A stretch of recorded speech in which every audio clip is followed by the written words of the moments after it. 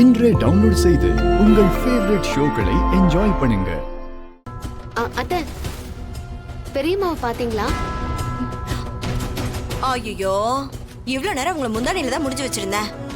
எப்ப இறங்கி போனாங்கன்னு தெரியலையே. அத்தை, நான் சீரியஸா கேட்டுட்டு இருக்கேன். நீங்க விளையாட்ட பதில் சொல்லிட்டு இருக்கீங்க. நானும் சீரியஸா தான் பதில் சொல்லிட்டு இருக்கேன். நான் என்ன இந்த வீட்டோட சிசிடிவியா? எல்லாத்தையும் பதிவு பண்ணி வச்சுக்கிட்டு தேவையானப்ப போட்டு காட்டுறதுக்கு.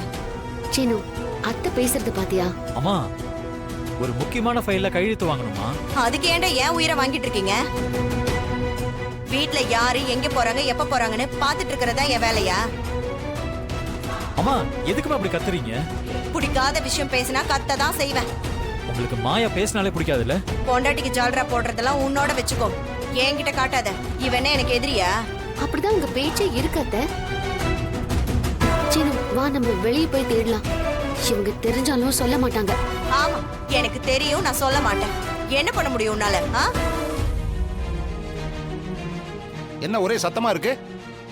என்னடா சின்னு, அம்மா கச்சேரி ஆரம்பிச்சிட்டாளா? அப்பா, ஆமாப்பா, ஒரு சாதாரண விஷயம். அத்தை எங்கன்னு மாயா கேட்டா தெரிஞ்சா தெரியும்னு சொல்லணும், தெரியாதுன்னா தெரியலன்னு சொல்லணும். அதை விட்டுட்டு தேவையில்லாம பேசிட்டு. ஆமா, இவர் பெரிய போலீஸ் ஆபீசர். இவர்கிட்ட புகார் கொடுத்துக்கிட்டு இருக்க.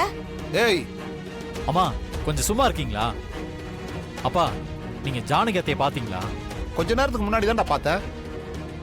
எங்க போனாங்க மாமா? தங்கச்சி இங்க தான் போன்ல பேசிட்டு இருந்துச்சு. ஏதோ ஜீவா ஜீவான்னு பேசின மாதிரி இருந்தது.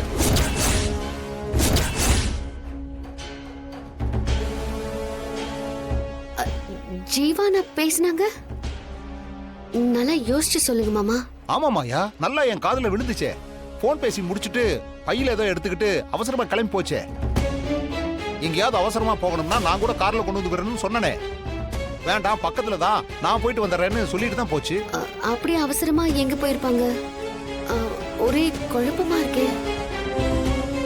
ஜீவான்னு சொல்லி யார்கிட்ட பேசிருப்பாங்க? இல்லம்மா, நான் கூட மச்சாங்கிட்ட தான் பேசிட்டு இருக்குமோன்னு நினைச்சேன். அப்போ மச்சாங்கிட்ட பேசலையா? பெரியப்பா ஏதாவது பேசியிருந்தா என்கிட்டயோ சீனுகிட்டயோ சொல்லிருப்பாங்களே பெரியம்மா. எங்க கிட்ட கூட சொல்லாம, வாசல்ல பார்த்த உங்ககிட்ட கூட எதுவும் சொல்லாம எங்க போயிருப்பாங்க?